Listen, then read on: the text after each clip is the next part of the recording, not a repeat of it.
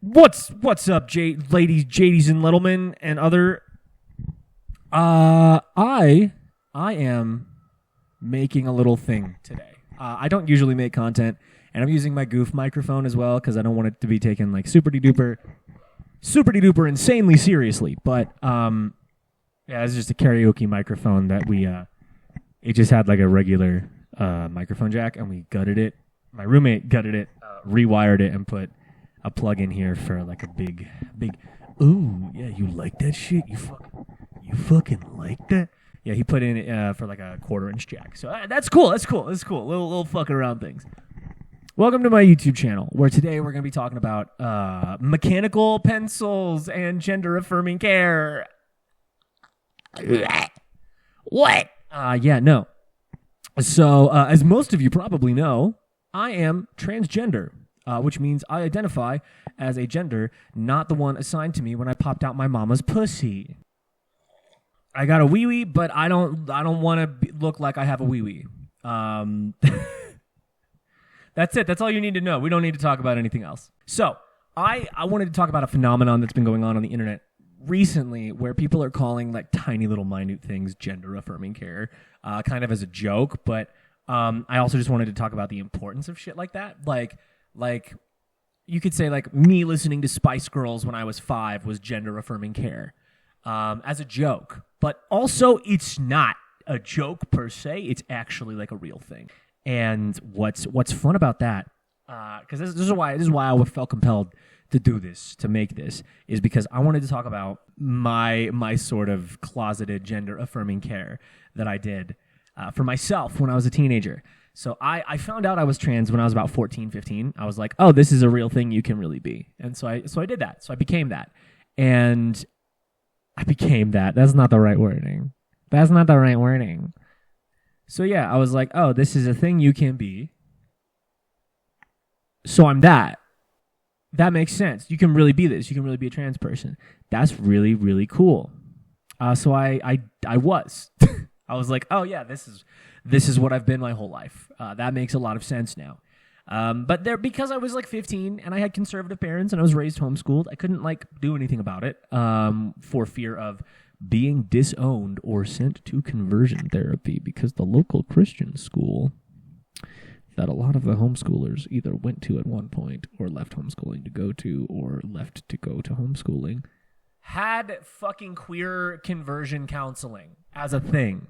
So I was like, ain't no way. And I actually know people who did that. It's very bad, and they have experienced lifelong trauma from it, and some of them have not even been able to recover and become self-hating Christian gays. But yeah, when I was like 14 or 15, you all remember, and it still happens, where you get the fucking for her versions of products, right?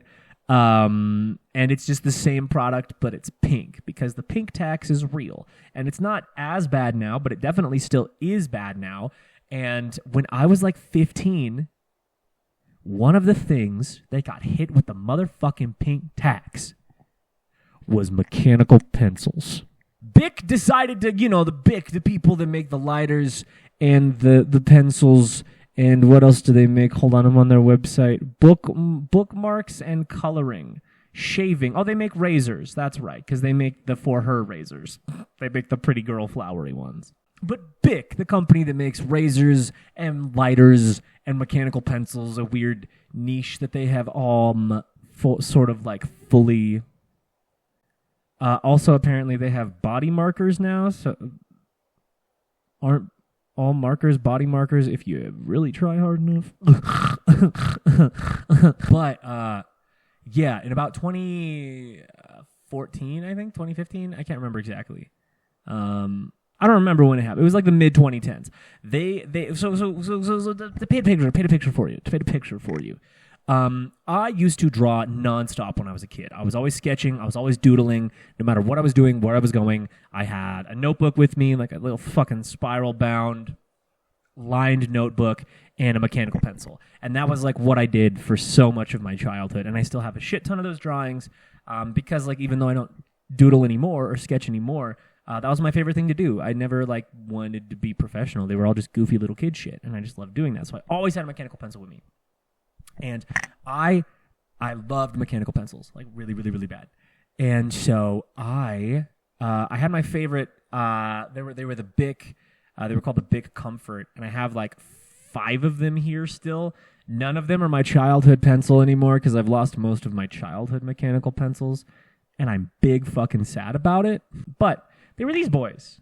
You've seen these before, right? You've seen these before with the fucking like comfort grip here and the fucking like strappy bit that always snapped off, and they're just a little clicky top. These were like my favorite go-tos. And whenever I only had like 2 or 3 of them that were left over for my brother and sister when they were doing school, and I kept them and I used them like crazy until they eventually broke. And I would always ask my mom for more mechanical pencils because I wanted more of these.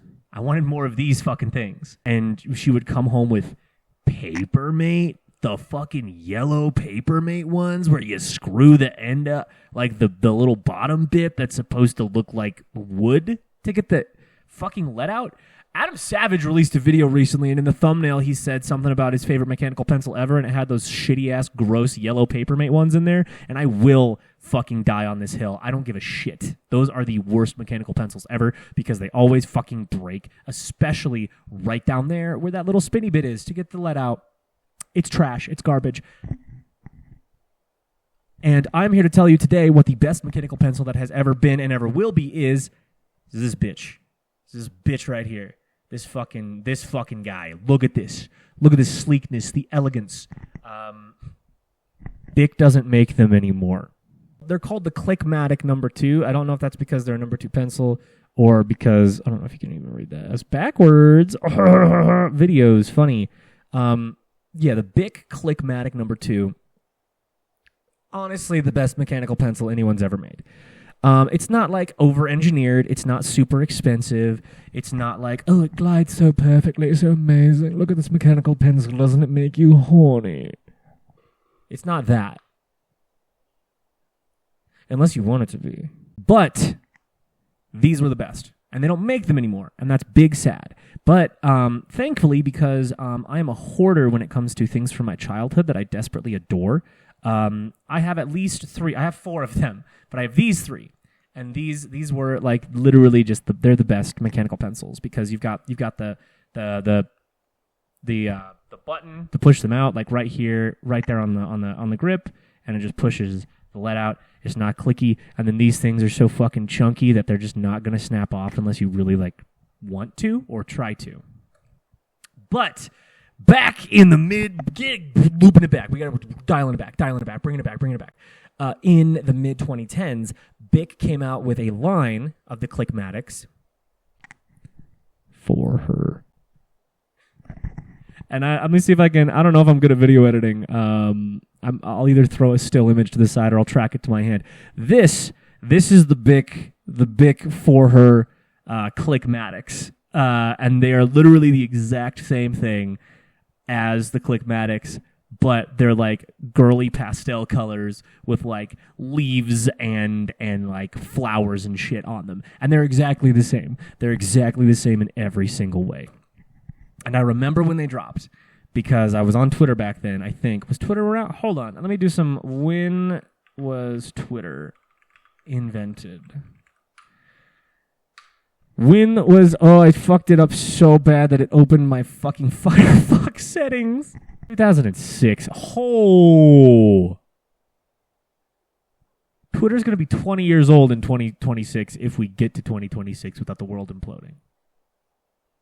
Jesus Christ. Jesus does not exist on Twitter, though. He has left humanity behind because we have committed too many atrocities in his name. So yeah, they came out with the Bic for her mechanical Clickmatic pencils. Beautifully smooth. Just like a lady, like a sexy lady. They're the exact same pencil. And I know everybody on Twitter and everybody on Facebook, everyone everywhere, on Tumblr, Twitter, everywhere, they were just memeing on this hard because they're like, this is such a pointless fucking gendering. And they were more expensive. They were pink taxed because pink tax is real and it sucks and it's not as bad anymore, but it's still pretty bad. And like it, but yeah, they were the exact same mechanical pencils. You got 4 of them in a box, and they were like $2, $1 or $2 more expensive than the regular Clickmatics because they were for her. But they were literally the exact same pencil. And everyone was clowning on them. Everyone was clowning on them so hard. And I even joined in the clowning on them. And then I bought them on Amazon and shipped them to my house in secret without my parents knowing because I was afraid they would find the packaging. So when I got them, I opened the packaging and I threw the packaging directly in the big trash can in the garage so that way it wouldn't get seen at any point from start to finish by anyone else. Because that's what happens when you live with conservative parents as a trans person in the mid-2010s. At least that's what I had to do, or what I felt like I had to do. Unimportant. I bought them. I bought them while everyone was clowning on them and while I was secretly clowning on them, just to be like, well, one of them's purple and purple's my favorite color. It's normal. I just wanted a purple one. It's not because it's for girls. I just wanted a purple one. And so, yes, I know this is like a 10 whatever fucking minute long video, but I still have it. I still have one of them. I lost all of them but the green one, and it does make me quite sad because the green one is my least favorite. Because they had a pink one. They had like, it was like powder pink, baby blue, trans colors actually. I didn't think about that. And then like a pastel purple, and then this green one. And the green one is definitely the worst one out of all of those colors, in my opinion. But I still have it. And all this to say, the summary is me buying a pack of Bic for her mechanical pencils when I was like 15 was gender affirming care for me. Because this is the reality that a lot of trans kids faced and still face, and that is you can't be open about expressing yourself and doing things that make you happy, and doing things that affirm your gender. So you kind of have to do things in secret a lot of the time. And for some of us, it's going by a different name to your close friend group. For some people, even that is too terrifying. So we do little things like buying little pieces of jewelry that look a little bit more masculine so we can pretend that we're just trying to be like a fashionable guy. I mean, my perspective is pretty narrow just from the perspective of growing up as a trans woman.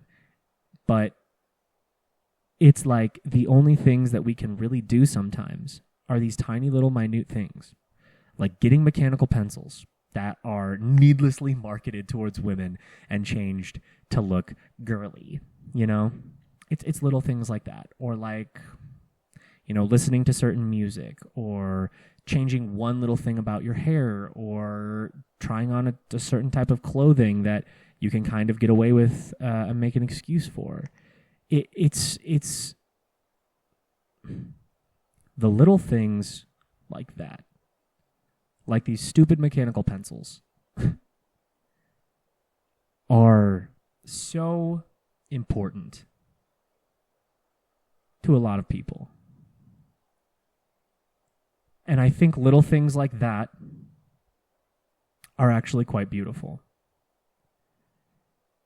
And that's it. I don't have anything else, anything deeper or greater or more interesting. Just that. You know, there's that cliched ass saying, sometimes the little things in life are what get you by, right?